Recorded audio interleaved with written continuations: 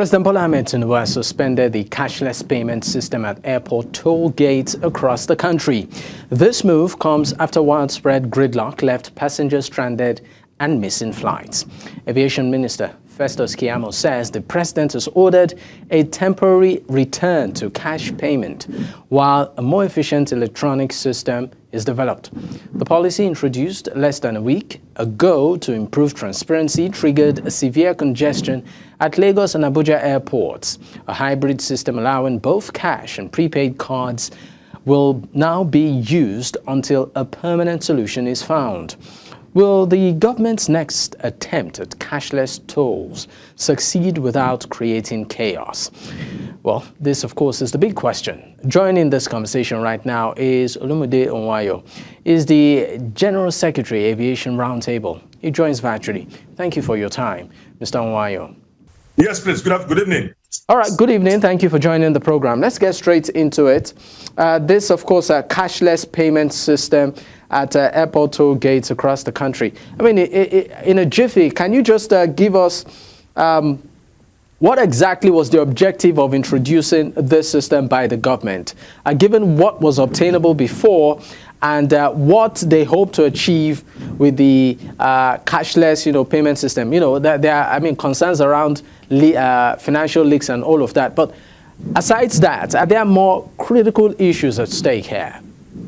Yes, apart from the leakage, I think the idea is also to increase the revenue for the government, reduce the cost of generating this revenue, improve budgeting and accounting processes in all establishments. Remember that FAN going cashless is not because FAN had a deadline of their own, but they have to meet with the deadline set by the federal government through the Federal Ministry of Finance and other agencies responsible for that policy of all government agencies moving towards using technology and less of physical cash. And FAN just had to key into that project and the timeline. And in doing that, much as it's a noble objective, the ideas are appreciative, the policy regarding going cashless and saving, reducing leakages from government agencies, it's commendable. But the process this time around, the process of implementing it, I think that had a lot. They need to had to be reviewed. And then, while they were still waiting on how to sort it out, the Mr. President brought in the sledgehammer, asking them to refer to the old order, pending when they could arrange and get things right. It wasn't a pleasant scene since Sunday. There's been bedlam at the toll gate. Passengers were missing their flights. Flights were also delayed as crew were also caught up in the traffic. Passengers who just need to pay maybe 1,000 naira at that gate will now have to pay $500 or $200 for no show. They are international flight. That wasn't entirely enough. And I thought some things were not put in place before that implementation deadline. Maybe if you ask me, then I can start talking about that later. The system did, of course, introduce, prepaid card system to sort of ease all of this. But I would like you to speak also on some of these challenges that, the average passenger faces, particularly when it comes to the payment system in itself. What used to be and what the current administration hopes to, attain in terms of ensuring that, air flights are smooth. Nigerians would always complain about either the service, the operations, even the staff at the airports. How do you think, this can be nipped in the bud? And so far, how would you even rate the performance of the minister? Well, let me put it this way. FAN said they were going cashless from March 1st. It is not only at the toll gates, but it's all at all service points whereby they interact with their clients, both concessionaires, passengers, airport users, and all whatnot. So, but the one that became glaring was the one that had to do with the toll gates, where the cars pass through to get to local and international airport. That's one that brought the bedlam, not for the other touch points. Let's that be clear. And the one for the toll gate had to do with when you have cars and queuing. I think what happened there was the priority on its implementation and getting revenue.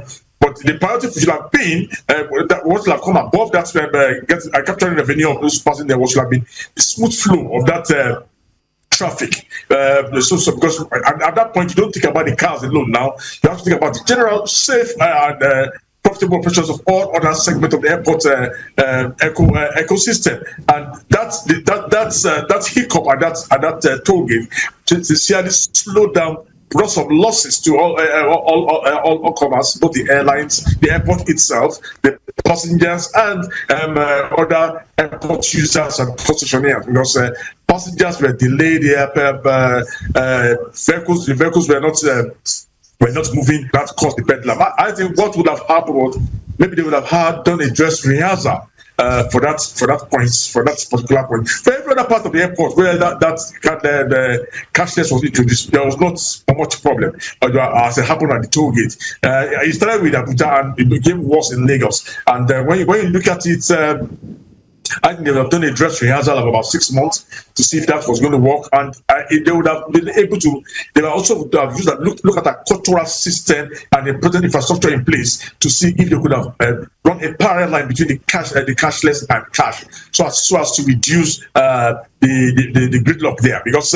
With the infrastructure in place, with the network failure, when you transfer the network power failure, there's no way that cashless would have worked smoothly without causing some hiccups. Again, you also have people who are still a law to themselves. You're talking about some of the military officers, public government vehicles, those with siren. Everybody wanted to pass there with that. Even the drivers don't even have $1 in their pockets. And they don't have the card. So they're going to, those are kind of people who are also going to cause some very slow down traffic flow. So I think what should have been done was to have a parallel system, the card and cash, and those who don't have cash, who are on public service. I think that those are the kind of lines that you have created. So people, when you see that those on the cashless area are moving fast, then you are encouraged to get the card. Again, having only pay stack using their platform for payment was also not good enough. We are looking at people, both international passengers, Nigerian passengers,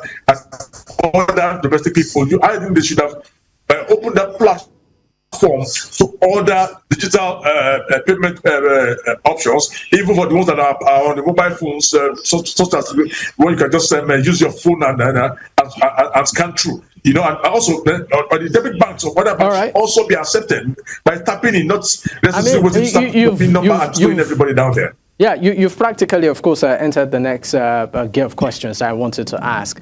I mean, as somebody who's a player also in that sector, aside, right now there's of course conversations around a better alternative. Even the minister did say he would engage the private sector to see how best, the digitalization agenda, can happen in order to block these leakages and allow for transparency.